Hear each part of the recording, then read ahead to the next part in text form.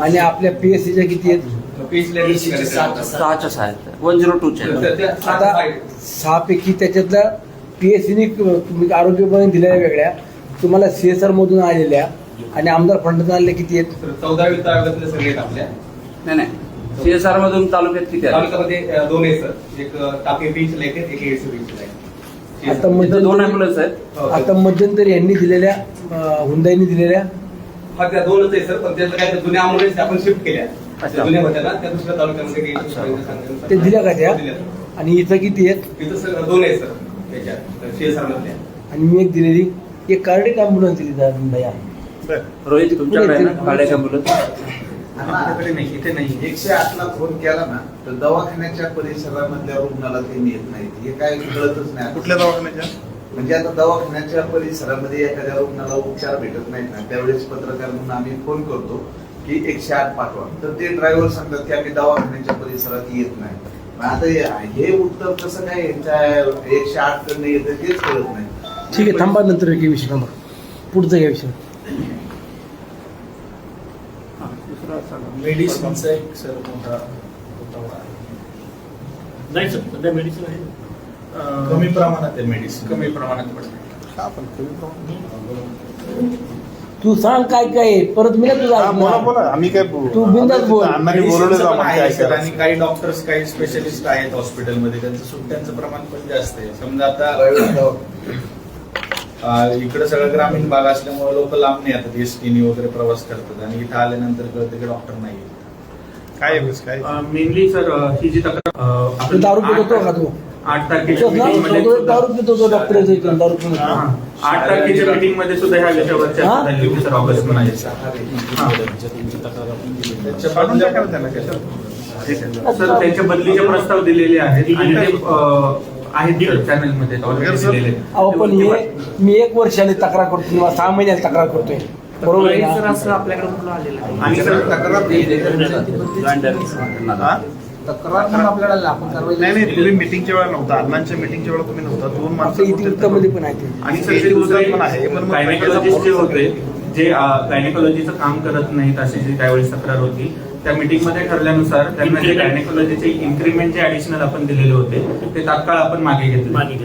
तात्काळ मागे घेतले, त्याच्यावर कारवाई केली. मीटिंगच्या नंतर जसं माझ्या हातात चार्ज झालं, मी तात्काळ ते इन्क्रीमेंट चांगली गोष्ट आहे, पण आता काम होतंय का व्यवस्थित?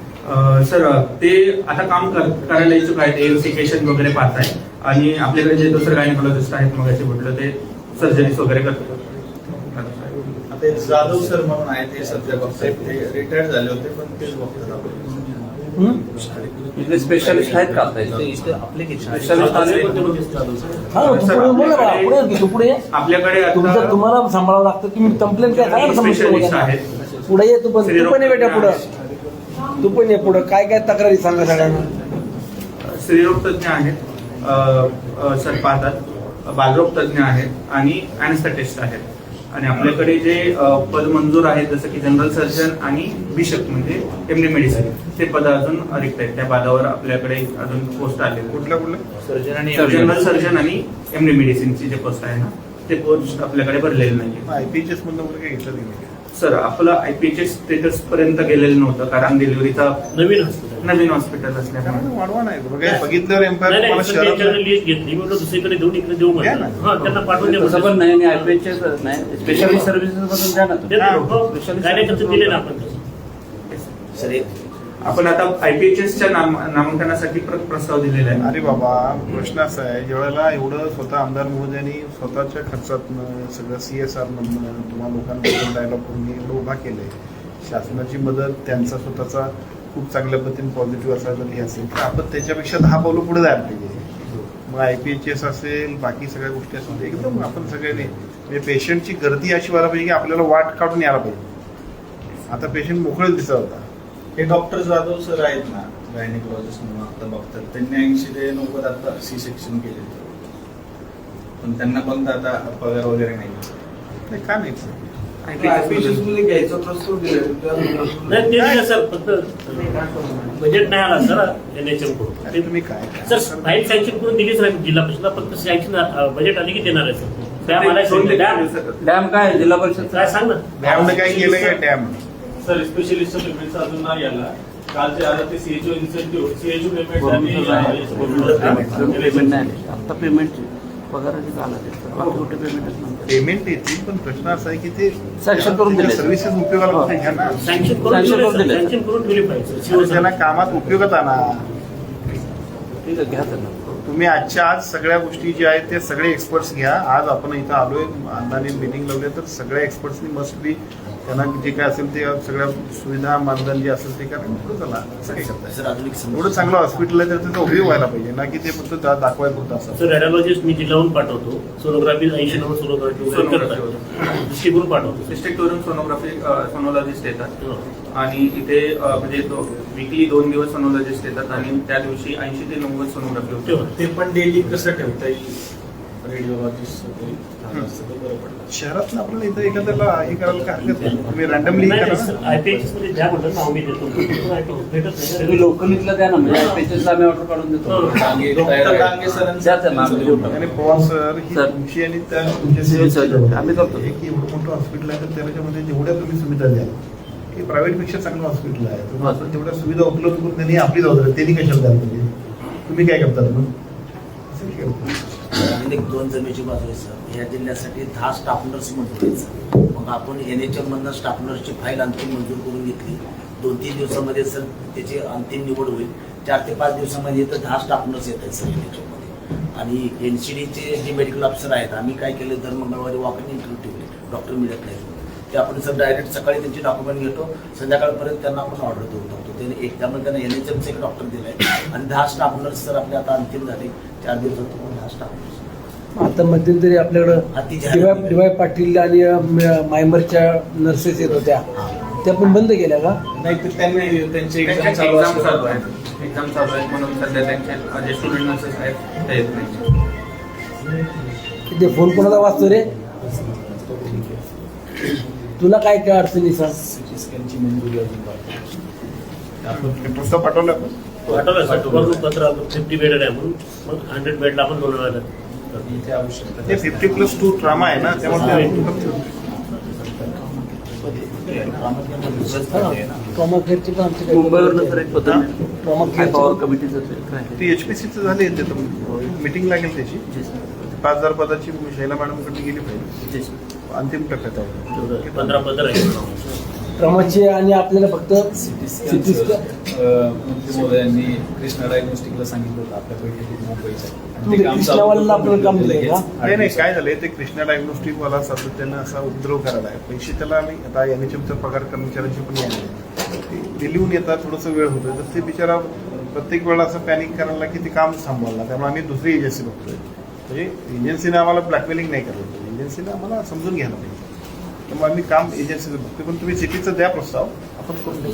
प्रस्ताव दिलेले आपल्या मीटिंग मिनिट्स मध्ये पण तुम्ही हो हो ते अण्णांनी तेवढा आग्रह खूप केला होता कारण 50 बेड होतं यांचं म्हणणं होतं की ते करायला पाहिजे. पण मला असं वाटतं की आपण सिटी देताना इथं पेशंटचा फ्लो वाढला पाहिजे. सर फ्लो खूप आहे, काही सुविधा नसल्यामुळे पेशंट रिटर्न झाले. ग्रॅज्युअली काय काय सुविधा तुम्हाला पाहिजे? सोयी काय आहे? 1000 रुपये पण होते. पेशंट बरेच आहेत, नाही म्हटलं तरी 400-500 Medicine नाही तुम्ही येतात. रोज 1000-1500 पेशंट इकडे आणून येऊ शकता आपल्याकडे. पण ते मेडिसिनचा problem तुटवडा, आहे, सोनोग्राफी आहे. सोनोग्राफी अरे मेडिसिनचं सगळंच सांगायला असं काय बोलवलं तुम्ही? Lab related sir, lab related जर सगळ्या गोष्टी इथंच झाल्या जे काही काय lab- HLL कडे कॉन्ट्रॅक्ट आहे आपलं. HLLचं कोण आहे काय? दोन्ही पण आहे ना, याला सांगितलं. HLL चा टेक्निशियन आहे का? मिळालंय का? रोहित HLL चा टेक्निशियन टेक्निशियन फेबो इथे. HLL सोबत बोलतो. बरं आपला लॅब टेक्निशियन बोला. तर आपल्याकडे इन हाऊस लॅब देखील होतात काही, पण मेजर आपले जे लॅब्स आहेत ना जे आपल्याकडे जे होतात ते इमिजिएट रिपोर्टिंग वाले जे आहेत ना ते आपण इन हाऊस अरे ताई, तुम्हाला कुणाला बोलवायला सांगितलं? तुम्ही सगळ्या जागेवर उभे आहेत. कुणीतरी जा बोलवायला, तुम्ही जातो. आणि काही मेजर ज्या टेस्ट आहेत त्या आपल्या HLL कडे जातात. HLL कडून जे आपल्याला सेम डे रिपोर्टिंग होणं अपेक्षित आहे, अनफॉर्च्युनेटली ते होताना दिसत नाही. त्याच्यावर कधी रिपोर्टिंग तुम्ही केलं, CSने केलं, DDने केलं? हो सर, ह्यावर दिले कधी? दिलं सर, दिलं सर. त्यांना नोटीस दिली सर. हो, दिली. दाखवतो सर. ठीक आहे सर. मीटिंग मध्ये याचा वेळोवेळी आढावा घेतला नाही, जातो. असं नाही हो, तुम्हाला अस्वस्थ व्हायला पाहिजे तुम्ही. शेवटी पेशंटला राईट सर्व्हिसेस देणे ही जबाबदारी कोणाची आहे? आपली आहे. HNL वाल्याचा रिपोर्ट 3 दिवसांनी येतोय म्हटल्यानंतर अशी भराभर तुम्ही त्याचा पत्रकार कसं विचारलं तशी कागद तुम्ही तयार करायला झाले काय माहिती आहे काय की तुम्हाला काही वाटतच नाही. रिपोर्ट नाही आला तर पेशंटवर सर्व्हिस कशा देणार? होयच येस. आणि 25-30 किलोमीटर गावावर नाही ना परत तरी आम्ही एवढं करायचं आमच्या लोकांनी म्हणजे आता आमदार साहेबांनी एवढं केलं. लांब पेशंट आहे. आता इथून डिस्टन्स पाहिला ना दादा 30-35-40 किलोमीटर पण लोक आहेत. तरी पण तुम्ही सर्वे करताय तुमचं एवढं सगळं सुपरवायझिंग चालू आहे, हे तर काय नाही आहे ना सर. मी आता तुमचा मेडिसिनचा प्रॉब्लेम काय बोलतो? मेडिसिनचं काय बोलतात लोक? तर मेडिसिन आहे सर, भरपूर आहे मेडिसिन. तुम्ही MS सांगा ना आता. मेडिसिन नाही MS नं सांगणं बरोबर आहे. नाही सर, म्हणजे काय अवेलेबल आहे काय नाही. पण मग हे त्यामध्ये आपण स्ट्रीट कुठलं फार्मसीला बरोबर फार्मसीला आपलं काय झालं सर, हा जो शिफ्ट झाला, जो आम्ही तुम्हाला सांगितलं की ती 50 2 मिनिटं ऐका जरा. बघा असं करू नका. दोघं तिघांनी कंप्लेंट सांगितली की मेडिसिन कमी आहे. मंत्री महोदय पण तेच विचारतात की मेडिसिन का कमी आहे, कोणतं मेडिसिन कमी आहे? तुम्ही मागणी केली का सिव्हिल सर्जनना? सिव्हिल सर्जन साहेबांकडून तुम्हाला मेडिसिन मिळणार. बोला ना. ते बघा ना, ते कमी नाही पाहिजे. कुठलं कमी आहे ते सांगा. मेडिसिन फार्मसी ऑफिसर आजच गाडी पाठवा. नाही पण कमी कोणतं असतं ते तरी कोणतं आहे? आपल्याला मेनली जे आपले NCD डिसिजेस आहेत ना, त्याच्यासाठीचा जो स्टॉक मध्यंतरी कमी होता, आता आलेला आहे. NCDच्या म्हणजे हायपरटेन्शन आणि हायपरटेन्शन आणि डायबिटीजसाठी जी औषधं द्यायला पाहिजे होती त्याच्यासाठीचा स्टॉक कमी पडत होता, ते आता आलेले आहेत. काही प्रमाणात आता कॅल्शियम कमी पडत आहे, तर त्याच्या संदर्भात मागणी केलेली ती येत आहे. आणि काही डायग्नोस्टिक किट्स जे होते ना ते पण आता आलेले आहेत. म्हणजे ते वेळोवेळी जशी कमी पडते त्या पद्धतीने आपण डिमांड करतो. मेनली जो प्रॉब्लेम होत होता तो सर ग्लुकोज टेस्टिंग स्ट्रिप्सचा होत होता. कारण जी त्याची डिमांड दिवसेंदिवस वाढत चालली होती. तो सप्लाय जो होता ना, डिमांडच्या अगेन्स्ट सप्लाय मॅच होत नव्हता, त्यामुळे ते कमी पडत. आपल्याकडे एकूण कर्मचारी किती आहेत? स्टाफ किती सगळ्या? डॉक्टर आपला कुठली कमी गव्हर्नमेंटचं किती? कुठली कमी टोटल 53 सांगा ना. एकदम माहिती आहे होतात ना. तुम्ही तुमच्याकडे मेडिसिन नाही अटेंडन्सला आपण सगळ्यांना ते कंपल्सरी केलेलं आहे. म्हणजे एकतर बायोमेट्रिक अटेंडन्स किंवा फेस रिडिंग वाला अटेंडन्स असल्याशिवाय आपण पगार नाही करायचा. आता सगळ्यांचं चालू आहे. ईडीएलच्या बाहेरचं नका. ईडीएल मधलं काय कमी आहे? मोबाईल सायलेन्स करा सगळ्यांनी. हे म्हणतात ईडीएलच्या बाहेरचं शॉर्टेज आहे. ईडीएलचे सगळे आहेत. EDL म्हणजे इसेन्शियल हो, ड्रग लक्षात आलं. ईडीएल झालं पण औषध कोणती ईडीएल मध्येच सगळे येते ना, त्याच्यापेक्षा आणि बाहेरचं काय देताय का? बाहेर घेऊन देताय? कुठल्या कॅल्शियम आहे का? कुठले? कॅल्शियम स्टेट सप्लाय चला, मला वाटतं बऱ्यापैकी आता लक्षात आलं काय. 2 मिनिटं. हो तुम्ही तुम्ही कोणा म्हणजे नाही आता तुमच्या कशाला विचारताय? मी नंतर विचारा. अरे ठीक आहे ना, विचारा तुम्ही काय विचारा. काही दिवसापूर्वी एक बातमी अरे थांब, बातमी लावा काय लावतोय. आज 2 दिवसापूर्वी राज्याचं अर्थसंकल्पीय अधिवेशन पार पडल्यानंतर माननीय मंत्री महोदयांना मी भेटून विनंती केली होती की आपण मावळ तालुक्यातील लोणावळा आणि काणे वडगाव मावळ या ठिकाणच्या दोन्ही उपजिल्हा रुग्णालयाला आपण भेट द्यावी. ते मला सातत्यानं सांगत होते की सुनील, मी तुझे हॉस्पिटल पाहिलेत पण ते प्रत्यक्षात पाहिलं नव्हतं. मला यायचे पाहिला. सरकारी हॉस्पिटल चांगल्या पद्धतीने असले पाहिजे त्याकरता मी आग्रही आहे. आणि खरोखर मला आंबेडकर साहेबांचं देखील मनापासून कौतुक करावंसं वाटतं. एक डायमॅनिक जसं आपण म्हणतो की त्या पद्धतीचे माननीय मंत्री महोदय आहेत. सर्वसामान्य कुटुंबातून पुढं आलेलं व्यक्तिमत्व आहे. सर्वसामान्य कुटुंबाच्या जनतेच्या प्रश्नाची जाणीव असलेलं व्यक्तिमत्व आहे आणि आज राज्याचं आरोग्य खातं हे पारदर्शकपणाने ते पार पाडताना आपण सर्वजण पाहतोय. मानमंत्री महोदय, मी तुमच्या तोंडावरती कधी स्तुती केली नाही, परंतु मी आवर्जून सांगतो की शिवसेनेच्या मंत्रिमंडळातले माझे आवडते मंत्री कोण आहेत तर ते आंबेडकर साहेब आहेत आणि त्याच पद्धतीनं सामंत साहेब. हे दोन मंत्र्यांना मात्र मी नक्कीच माझे आवडते मंत्री म्हणून मी कायम त्यांच्याकडे हक्काने जातो आणि तेही कधी मी मंत्री आहे असं त्यांना कधीच आविर्भाव कधी मला पाहायला मिळाला नाही. एक मैत्रीचं मित्रत्वाचे नात्यासारखे जपणारी मंडळी आहेत. तर माझ्या ग्रामीण भागातल्या जनतेसाठी तुम्ही या ठिकाणी आलात. आगामी काळात या हॉस्पिटलच्या काही सुविधेच्या बाबतीत आपल्या सर्व प्रशासकीय टीमनं किंवा डॉक्टर्सनी माझ्या सहकाऱ्यांनी ज्या काही सूचना केल्यात त्यामध्ये काही बदल आपल्याला करावे लागले किंवा काही पदभरती करावी लागेल याकरता देखील आपण जो काही सकारात्मक आम्हाला प्रतिसाद दिला त्याबद्दल मी आपले मनापासून आभार व्यक्त करतो. एक लोकप्रतिनिधी म्हणून या हॉस्पिटलमध्ये येणाऱ्या प्रत्येक व्यक्तीला चांगली सुविधा द्यावी मिळावी, इथं आलेला व्यक्ती चांगल्या पद्धतीनं उपचार घेऊन बाहेर पडावा ही जशी तुमची अपेक्षा आहे तशीच तुमच्यासोबत मी या तालुक्याचा एक प्रतिनिधी म्हणून तुम्हालाही पुढं कमी पडणार नाही. आरोग्याच्या सुविधेमध्ये तुम्हाला या तालुक्यातनं खूप चांगला रिझल्ट देण्याची जबाबदारी माझी देखील असेल एवढंच तुम्हाला आश्वासित करतो. पुन्हा एकदा आज आपण या ठिकाणी आवर्जून आलात. मी मनापासून आपले माझ्या सर्व मावळच्या जनतेच्या वतीनं सर्व इथल्या अधिकारी, स्टाफ, डॉक्टर्स, लोकप्रतिनिधींच्या वतीनं स्वागत करतो. धन्यवाद. त्यांचं बोलणं झालं तुम्हाला काय त्याच्यापेक्षा अगोदर बोलतो म्हणजे सोल्युशन साहेब, तुमचं अभिनंदन केलं. मावळच्या आमदारांनी फार मेहनत करून 2 उपजिल्हा रुग्णालय उभं केले, पण या उपजिल्हा रुग्णालयामध्ये PM हाऊस पाहिजे, कारण तेवढं विच्छेदनासाठी इथून म्हणजे अहो वाघमारे एक मिनिट ऐका ना. मग आता तुम्ही काय होतं मुद्दे जो तुम्हाला नाही दिसत आता तुमच्या समोर काम चालू झालेलं बघताय तुम्ही. PM रूम करता आपल्याला मागच्या 6 महिन्यापूर्वी आपले इलेक्शन, वर्षभरापूर्वी इलेक्शन झालं, त्यानंतर मंत्री महोदयांनी मिटिंग लावली. जे पैसे DPDCतून मिळतील ते DPDCतून नाही मिळत ते राज्य सरकारकडून.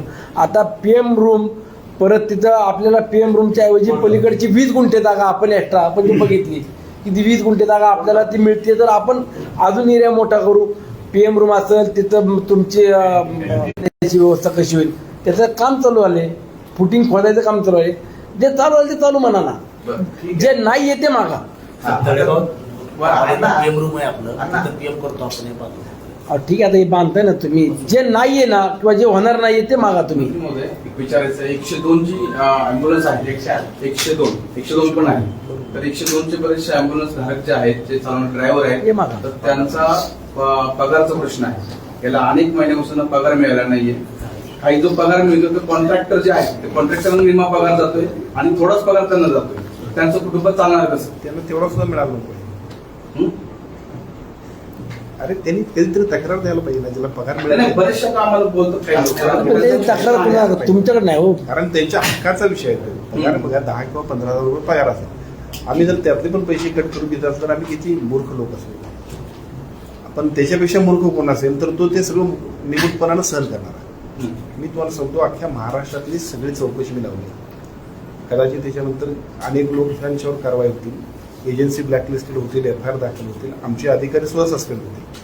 त्याला कारण असं आहे, कारण काल हाऊसमध्ये सुद्धा विषय होता. अरे पोरांना पगार मिळाला पाहिजे ना, त्यांच्या हक्काचं जे आहे ते तर आम्ही हिरावून घेत असतो किती वाईट आहे. पण मुळातच काय बघा, परमनंट माणसाला 1.5 लाख पगार आहे आणि याला 15,000 पगार आहे. त्या 15,000 मी त्याच्या हातावर 7,500 ठेवत असतो तर आमची काय ती जबाबदारी आहे की नाही. माझी विनंती आहे की जे लोक असतील त्यांनी त्यांच्या तक्रारी पण द्या. कारण काय होतं की त्या सगळ्यांना असं वाटतं की आपण झोपून राहावं आणि कोणीतरी आपल्याला न्याय द्यावा.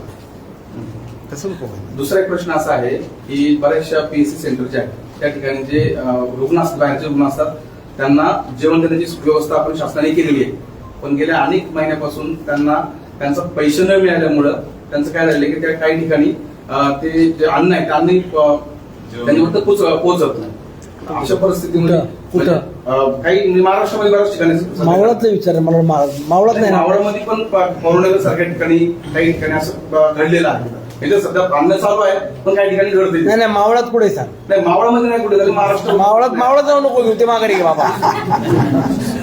मी नाही adjust करणार. आपल्याला मंत्री महोदय असते मग मंत्री महोदय असल्यावर तर प्रश्न विचारतो. मगाशी मंत्री महोदयांनी ते डिश पण पाहिली जेवणाची. त्यांनी म्हणले की त्याने महाराष्ट्रामध्ये पण आता सासवड भाग आहे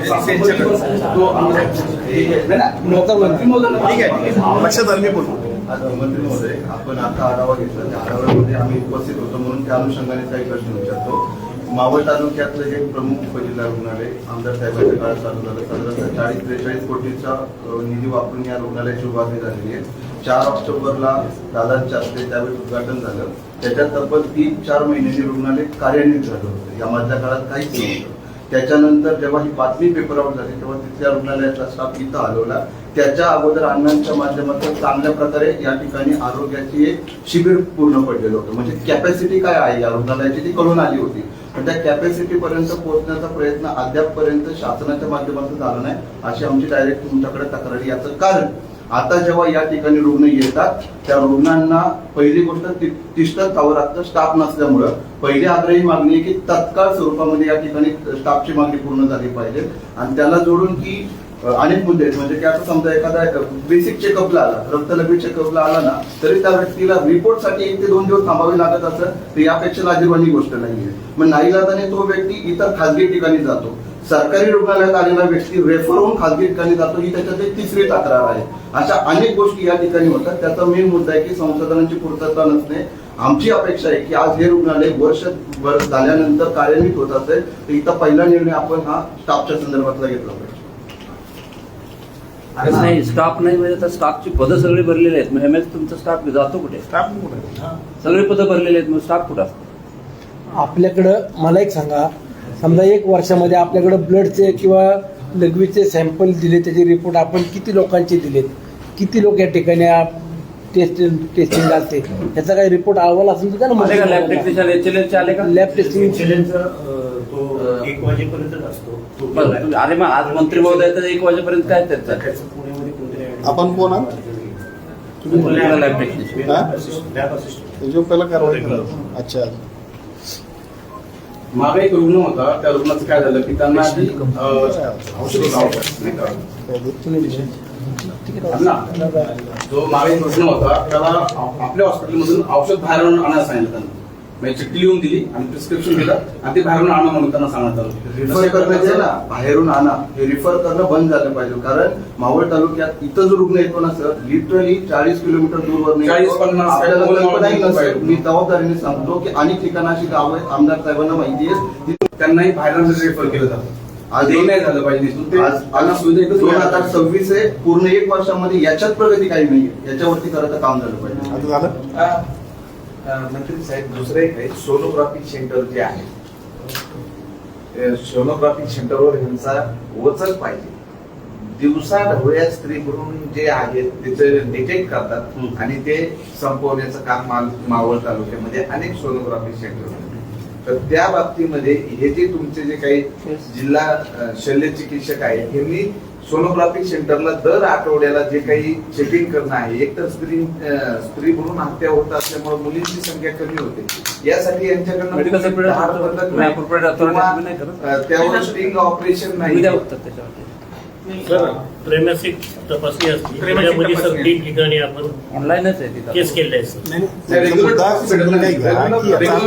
काय झालंय दुर्दैवानं आता बघा की अशा पद्धतीचे खूपच प्रकार वाढवा लागले. आपण आता PCPNDT ऍक्ट केलेला आहे त्याच्यात आपण ते 1 लाख रुपये आता दिले डिकॉय केसला देतोय. सर, आम्ही परवा पण एक 3 केसेस तुम्ही वाढवा ना इन्स्पेक्शन वाढवा. तुमच्याकडे कोण बिंग काम करते ते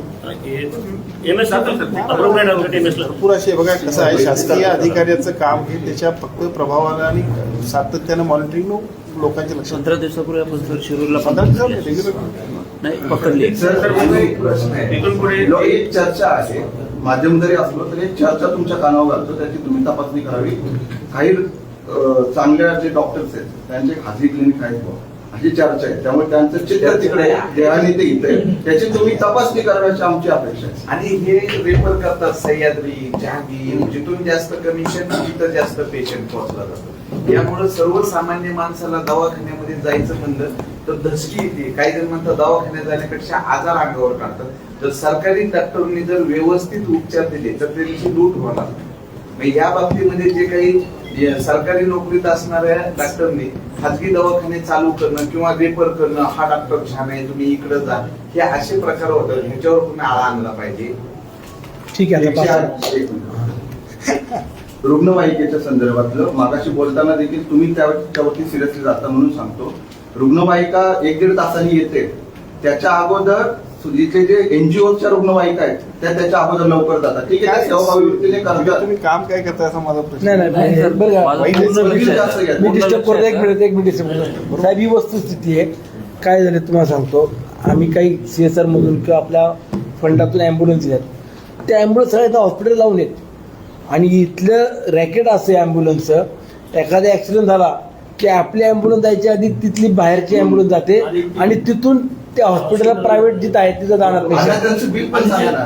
आणि 8,000 15,000 10 किलोमीटर 5 किलोमीटर 102 चं कोण काम बघताय आता इथं? 106 आपल्या 6 अरे बाबा 6 PSC आपण तो तर नवीन जे सुधारणा केली, फक्त त्या डिलिव्हरी पुरतं न राहता आता सगळं रुग्णांना. व्हायला लागला उपयोग. केले सर आपण. फक्त डिलिव्हरीच आता हे अशा प्रतिक्रिया आल्या तर मग आपण शाबासकी घेऊन जाऊ. नाही 102 साहेब तुम्हाला सांगतो, माझ्या स्वतःच्या मी व्यक्तिगत 2 ॲम्ब्युलन्स आहेत व्यक्तिगत. त्याच्यावरती 1 मिनिट थांबा, त्याच्यावर ड्रायव्हर डिझेल मेंटेनन्स सगळं मी करतोय, पण त्या ऑपरेटच होत नाहीत. टोल नाक्यावरती मेन हायवे रोडला उभी केली आणि एक इथं वडगावला उभी हायवे रोडला आहे. फक्त तुम्ही फोन केला तर 10 मिनिटात गाड्या जातील. मग त्याचा ऍक्सिडेंट झाला ना, आपण इकडे फोन करायच्या आधी प्रायव्हेटची ॲम्ब्युलन्स तिथं भरती, ते प्रायव्हेटवाल्याकडनं तो दवाखान्यात गेला त्याचं बिल किती होईल, तर त्याचा तो बिल भरतपर्यंत पेशंट सुटत नाही. काम शेड्यूलला ते मुक्त होतं. त्या कामशेत पट्ट्यामध्ये ऍक्सिडेंट झाला की पहिला आमच्या इथं खूप मोठं रॅकेट आहे. आणि त्याच्याकडे जर नाही नेला पेशंट, नाही मग आम्ही नाही गेला, डायरेक्ट संध्या आपण बोला त्याच्याकडे न्यायचं तरच हे गेला. कुणाकडे? ते मुद्दा कामशेत नाही, XYZ. खाजगी दवाखान्यात बऱ्याच ठिकाणी एकच थोडीच आहे. या बऱ्याच ठिकाणी असं तळेगावचे पण काही हॉस्पिटल आहेत. ठीक आहे, आता बात हा विषय. एक अन्य शेवटचा प्रश्न ना, की मंत्री साहेब, मुंबई पुणे महामार्ग आहे, द्रुतगती महामार्ग आहे, रेल्वे अपघात आहे. इथं अपघात झाल्यानंतर पत्रकार म्हणून आम्ही जेव्हा 108 ला फोन करतो ना, अक्षरशः आम्हाला त्या 108 ची 102 ची चीड येते.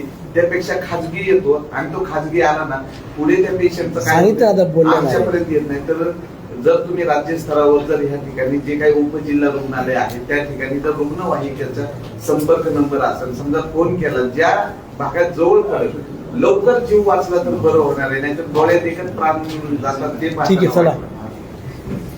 एक शेवटचा मुद्दा फक्त.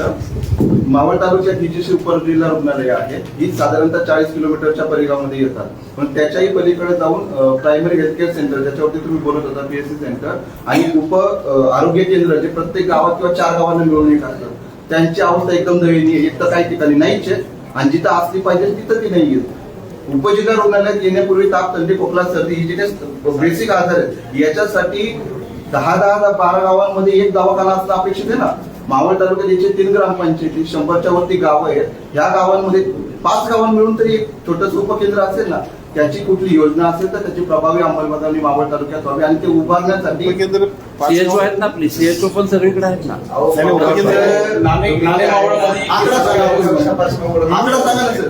आकडा सांगा.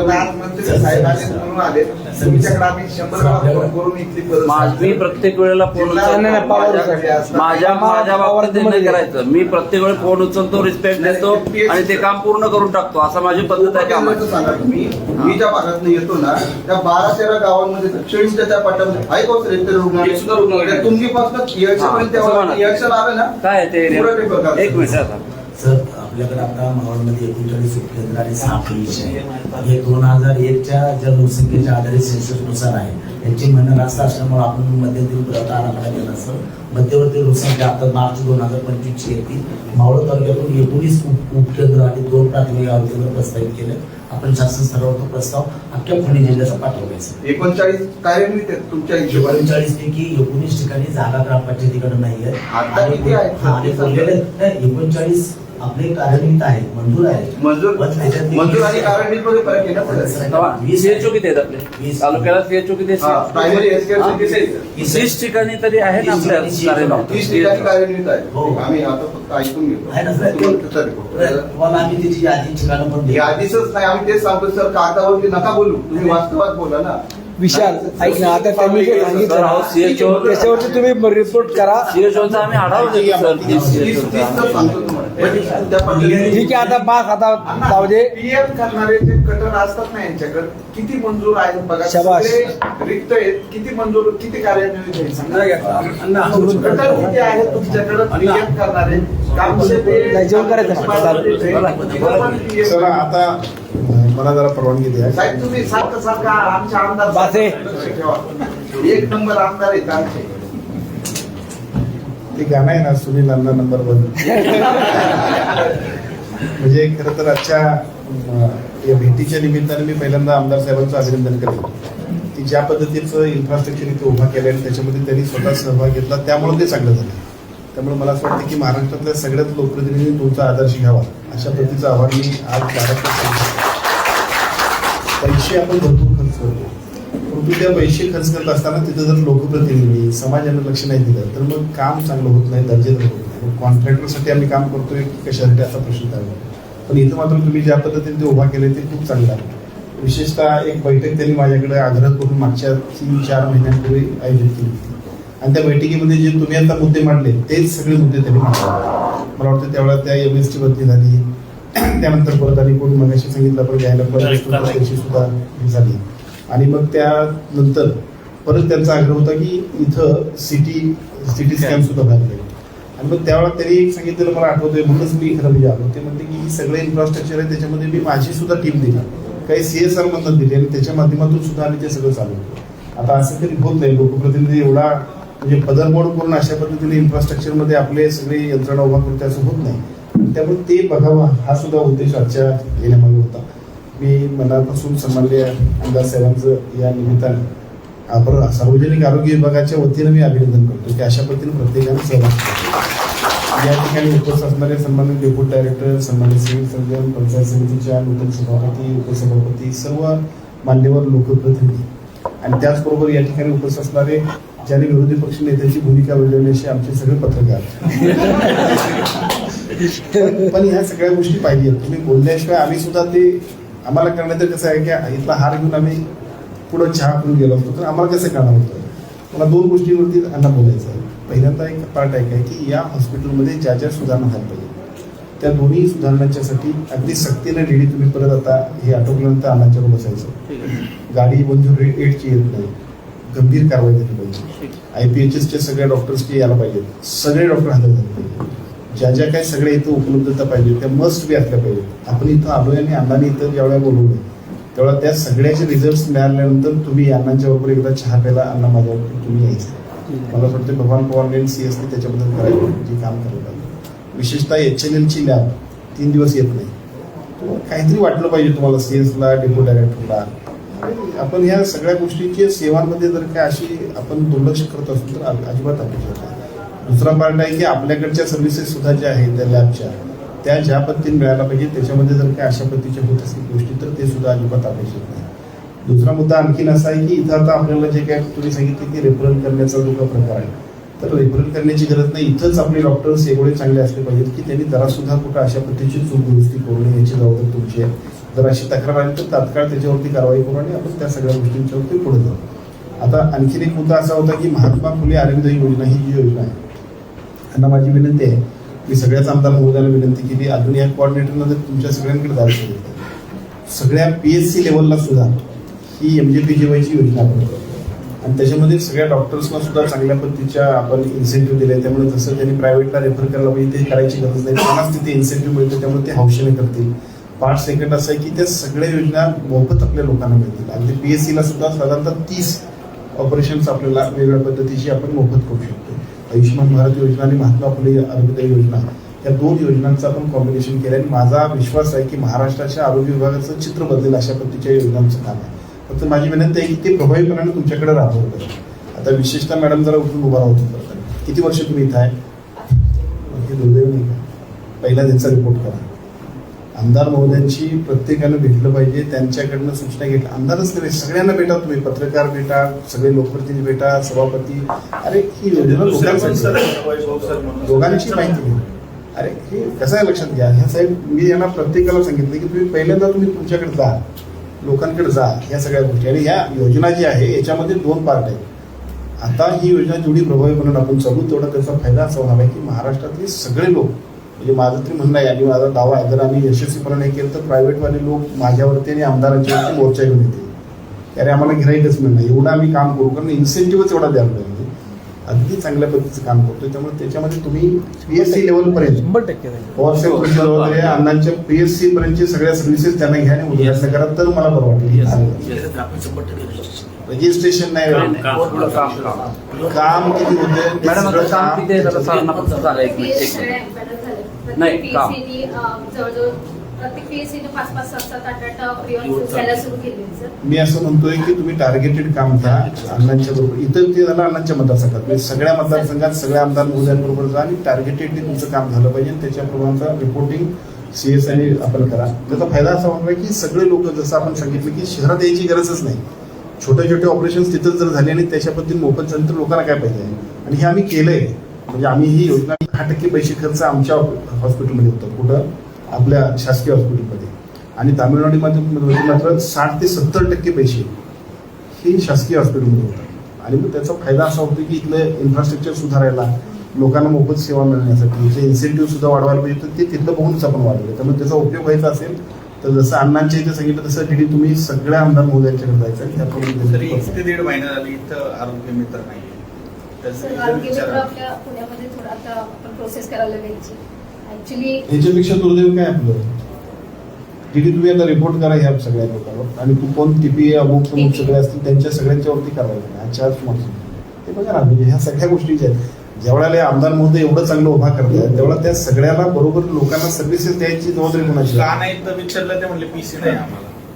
त्यांनी जे प्रकार मांडले ना, TPA सुपरवायझर आहे, गेले वर्षभर PC प्रिंटर स्कॅनर.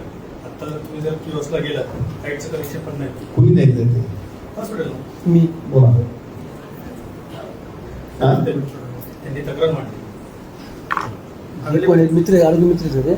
इथं आधी त्यांनी सुपरवायझर म्हणजे आमच्या ते ही जी कंपनी आहे TPA आहे ना, नाही ते तुमचे जे आरोग्य मित्र म्हणजे आहेत ना साहेब, प्रायव्हेट हॉस्पिटलला पण आहेत ना, मागं कुठेतरी बिल बसलेले असतात. आलेल्या पेशंटला मार्क वेगळा आणखीन आहे. प्रश्न असा आहे, आम्ही आता ही योजना आणली, या लोकांचं पहिली जबाबदारी अशी होती की तुम्ही तुमच्या हस्ते काही उद्घाटन करायला पाहिजे, ते सुद्धा घ्या.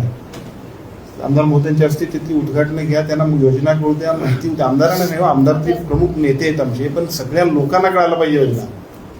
तुम्ही लोकांनी हे जर केलं नाही तर उपयोग काय तुमचा. मग काय आम्ही TPAला पोचायला बसलोय का तुम्हाला लोकांना पगार द्यायला बसलो, अजिबात नाही चालणार. आणि तुम्ही तरी अजिबात तर मटेरियल देणं नसलं कशासाठी काम करता तुम्ही, बरोबर नाही. आणि 108चा विषय जो आहे, काल सुद्धा मी परत तुमची भेटली साहेब, काय झालंय मुद्दा मी तुम्हाला सगळ्यांना सांगतो की 108ची सुद्धा अशी परिस्थिती झाली की 1.5 तास 2 तास कुठं कुठं गाडी बंदचा ह्याच्या काय आक्षेप आहे. सिव्हिल सर्जननी त्याचा रिपोर्ट देतात कसं सिव्हिल सर्जन. आरोपी नंबर 1 तुम्ही लोक आहे. सगळ्या गोष्टी चुकीच्या आहेत. आता इथला कुठलाच माणूस म्हणत नाही की 108 आहे. 102 सुद्धा आता आपण असे केले. पूर्वी ती फक्त डिलिव्हरी पुरती मर्यादित होती. आता आम्ही सांगितले की काही असते तो इक्वल टू 108, जितकं आपल्याला जाता येईल तेवढं जा, आणि 102 सुद्धा तशा तुम्ही काम करा. राहिलं त्यांची पगाराची वगैरे विषय, ती माझी जबाबदारी आहे. कारण महाराष्ट्रातल्या सगळ्या कर्मचाऱ्यांच्या पगारासाठी भांडणारा आमदार जो कोण असेल आणि त्यासाठी जे काम करणार असेल तर मी आहे. त्यामुळे मी त्याच्यामध्ये आता असं करतोय की ते सगळे जे लोक कंपनी आहेत ते ब्लॅकलिस्टेड करणार. आमच्यातल्या लोकांनी ज्याने अशा सह्या केल्या त्याला परवानगी जात, ते त्यांच्यावरती कारवाई होणार. ते म्हणजे कदाचित सगळं तुम्ही पण वशिला लावायला येऊ नका एवढं मत करा. कारण का एवढं पथ्य पाळलं पाहिजे आम्ही सही करताना की बाबा आम्ही दिलेल्या सर्व्हिसेस योग्य आहेत की नाही खाली त्या बघायला पाहिजे. दुर्दैवानं डाएट असेल, क्वालिटी मेडिसिन असेल, या प्रतीची स्वच्छतेचा विषय असेल आणि या सगळ्या सेवा असतील याच्यामध्ये आम्ही काम करतो की ज्याचा उपयोग होईल. त्यामुळे निश्चितपणे आपण सगळेजण ह्या गोष्टी करूया. आता ह्या सगळ्या गोष्टी आणि इथलं सुधारणा अण्णाने आम्ही सगळ्या पद्धतीने करू. त्यांना CT स्कॅन पाहिजे आम्ही दिला, अजून काय काय पाहिजे IPHSचे डॉक्टर्स आता देऊ, बाकीच्या सगळ्या गोष्टी उरलेल्या पण करू. फक्त 2 गोष्टींसाठी मी अण्णांचं अभिनंदन करेन आणि मी तुमच्याकडनं काही शिकून द्यायचं म्हणता येईल असं म्हणता येईल. जोपर्यंत लोकप्रतिनिधींचा या सगळ्या गोष्टींमध्ये सक्रिय सहभाग होणार आहे, तुम्ही आणि आम्ही जोपर्यंत इथं सातत्याने येणार नाही तोपर्यंत ही सगळी प्रक्रिया पुढे जाणार नाही. आणि मला असं तुमच्याकडे शिकायचं एवढंच की या अशा पद्धतीने प्रत्येक आमदारांनी पुढे आलं. बऱ्याच ठिकाणी असं होतं की बांधकाम चालू आहे, त्या बांधकामाकडे आमच्या सगळ्यांचं लक्ष नाही, या यंत्रणेला काही फरकच पडत नाही, असं जे काही चित्र होते त्याचा तोटा असं होतो. जे काही सगळी मगापासून तुम्ही नाराजी व्यक्त करता की याच्यामुळेच होते की आम्ही सगळी मंडळी किती सक्रियपणे जातोय त्याच्यावरती ते आहे. त्यामुळे मला असं वाटतं की तुमचं मी सगळ्या महाराष्ट्रात आता सांगायला की हॉस्पिटली बघायला सुनील अण्णांच्या सारखं आपणही काम करा असं मी सांगणार, हे जेवढं खरं आहे तेवढंच आता पुढच्या टप्प्यामध्ये ह्या सगळ्या कामाची गती वाढवायची असेल तर एका बाजूला त्यांना सगळं जे पाहिजे ते आम्ही देतो.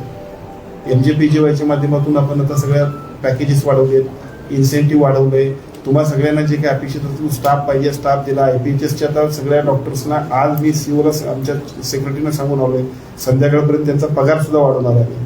म्हणजे त्यांनी रडायची गरज नाही. म्हणजे पुण्यातल्या माणसानं मला इथं यायला मावळला जरा परवडत नाही म्हणायची गरज नाही, पगार पण चांगला देणार. हे सगळं आपण करतोय. आता प्रश्न असा आहे की हे सगळं दिल्यानंतर त्याच्या राईट सर्व्हिसेस मला असं वाटतं की ही तुमची जबाबदारी आहे. त्याच्यामध्ये जरा सुद्धा कोणी हायगे करू नका. शेवटी आपला सगळ्यांचा उद्देश जो आहे त्या उद्देशाप्रमाणे आपण चालू. MVGचा पण जे कॉन्ट्रॅक्टर आहे ते पण वेळेवर 3 महिने पगार करत नाही. ठीक मी तेच सांगतो आहे. आता या सगळ्या गोष्टींच्या कारवाई तुम्ही आज मंत्री महोदयांनी जे सांगितलं ना, इथून पुढे आता मी पण आहे तुम्ही पण आहे, कधी काय दिसलं की Yes, yes. HP काय आहे ते सोशल मीडियावर फार त्याचे ड्रॉबॅक आहे की मुलींची गर्भाशयाला प्रॉब्लेम. 2 मिनिटं खरं म्हणजे मी तुम्हाला सांगतो काय झालं. दुर्दैवानं तुम्ही मंडळी सुद्धा काहीतरी जबाबदारी उचलली. दुर्दैवानं होते कसं चांगल्या गोष्टींच्या प्रसिद्धीपेक्षा चुकीच्या गोष्टींना लगेच आपण परदेशी सगळं हे काय आहे हे काय असेल विचारतो. मी सुद्धा त्या सोशल मीडियावरचा एक व्हिडिओ बघितला. सोशल मीडियावर काही लोकांनी त्याच्याबद्दलची मतं व्यक्त केली. आज जगातल्या 60 देशांमध्ये HPV वॅक्सिनेशनचं काम सुरू आहे. आपल्याकडे सुद्धा कॅन्सरचं प्रमाण ज्या पद्धतीने वाढतंय तो विषय खूप गंभीर आहे. आणि आपल्याला त्यामध्ये ओरल कॅन्सर, ब्रेस्ट कॅन्सर आणि सर्वायकल कॅन्सर, विशेषतः मुलींच्या मध्ये महिलांच्या मध्ये सर्वायकल आणि ह्याचा ब्रेस्ट कॅन्सरचा खूपच प्रभाव आहे. जर काही 9 ते 14 या वयोगटातल्या 9 ते 15 वयोगटातल्या जर काही मुलींना आपण ह्या पद्धतीने वॅक्सिनेशन केलं तर भविष्य काळामध्ये कॅन्सर त्यांना होण्याचा धोका कमी होतो. यासाठी सगळ्या जगातल्या सगळ्या संशोधकांनी जगातल्या 60 देशांमध्ये तर ते इम्प्लिमेंट अनेक वर्ष करतायत. रेग्युलर आपल्याकडे जसं लसीकरण होते पल्स पोलिओचं आणखी तसं त्यांच्याकडे होते. अजून आपल्याकडे त्या सगळ्या फायनान्शियल सिच्युएशनमुळे सुद्धा आणि बाकीच्या गोष्टींमुळे आपण करत नव्हतो. मोदीजींचा आभार एवढ्यासाठी मानला पाहिजे. मी मंत्री झालो तेव्हा पहिल्यांदा काही जात असं अण्णांना वाटलं की हॉस्पिटल करायला पाहिजे. तसं मंत्री झाल्यावर मला असं वाटत होतं की व्हॅक्सिनेशनचा हा प्रोग्राम जो आहे तो टार्गेटेड म्हणून आपण घेतला पाहिजे. मी सगळं प्लॅनिंग केलं. आमच्या अधिकाऱ्यांबरोबरच्या बैठका झाल्या. परंतु झालं असं की त्याचं बजेट खूप वाढलं. 1000-1500 कोटी रुपयाचं बजेट म्हटलं तर मी अजितदादांकडे गेलो, मी CM साहेबांकडे गेलो, मी शिंदे साहेबांकडे गेलो. आणि एकूण सगळ्या त्यांच्या बजेटच्या अवस्था बघितल्यानंतर ते म्हणते तसं तुम्ही थांबा, आपण फंडची उपलब्धता बघत जाऊया. मी मोदीजींचा आभार एवढ्यासाठी म्हणतो की गार्डा सिंगच्या निमित्तानं अख्ख्या देशातल्या सगळ्या आपण काम केलं. त्याच्यापूर्वी सुद्धा यावं आता बघा पल्स पोलिओची व्हॅक्सिनेशन चालू झालं. त्याच्यानंतर अनेक सगळ्या ज्या गोष्टी झाल्या त्या आपण राईटली मॉनिटरिंग केलं त्यामुळे झाल्या. त्यामुळे यातले जे काही गैरसमज आहेत ते कुणाला तरी वाटत असेल तर ते काही चुकीचं आहे. शेवटी हे खूप महत्त्वाचं काम आहे आणि हे जर केलं नाही तर काळ माफ करणार नाही अशी परिस्थिती आहे. त्यामुळे आपल्याला आपल्या घरातल्या मुलींसाठी आपल्या भविष्यातल्या सगळ्या नवीन पिढीसाठी खूप आवश्यक अशा गोष्टी आहेत आणि शासनानं खूप चांगलं काम ते सुरू केले. त्याच्यामध्ये अनावश्यक अशा पद्धतीचे जे काही हे गैरसमज आहेत ते आपण सगळ्यांनी सुद्धा पुढाकार घेऊन पुढे करून संपू. खाजगी रुग्णालय जे आहेत ICU मध्ये जर CCTV कॅमेरे लावले तर तो रुग्ण जिवंत आहे का मेल्यानंतर पण पैसे घेतात ते पण बाहेर पडत. त्यावर काय आपण